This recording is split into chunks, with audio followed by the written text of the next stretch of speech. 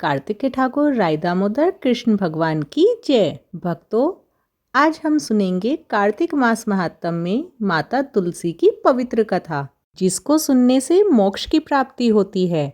तो चलिए शुरू करते हैं, ध्यान लगाकर सुने।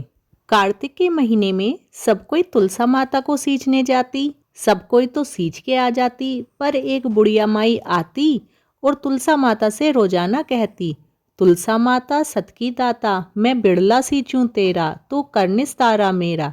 तुलसा माता अडवा दे, लडवा दे, पीतांबर की धोती दे, मीठा मीठा घास दे, वैकुंठ का वास दे। चटके की चाल दे, पटके की मोत दे, चंदन की काठ दे, झालर की झिड़कार दे, साईं का राज दे, दाल भात का जीमन दे, 11 का दिन दे, श्री कृष्ण जी का कांधा दे। इतनी बात सुनकर तुलसा माता सूखने लगी। एक बार भगवान कृष्ण ने पूछा कि तुम्हारे पास तो इतनी औरतें आती हैं, तुम्हें जिमावे गावे, तो भी तुम कैसे सूखने लगी? तुलसा माता ने कहा कि एक बुढ़िया माई आती है जो रोजाना इतनी बात कहकर जाती है। मैं और तो सब कुछ दे दूंगी, पर आप कृष्ण जी का कांधा कहाँ से दूंगी? थोड़े दिन बाद बुढ़िया माई मर गई। सब कोई उसको उठाने लगे, पर वह इतनी भारी हो गई कि उठे ही नहीं। सगा कोई कहने लगा कि पाप घाट की माला फिरती होगी जिससे इतनी भारी हो गई। भगवान बूढ़े ब्राह्मण का रूप धारण करके आए। सबसे पूछने लगे, इतनी भीड़ क्यों हो रही है? सब बोले कि एक बुढ़िया मर गई है, पापनी थी, इसीलिए किसी से नहीं उठती।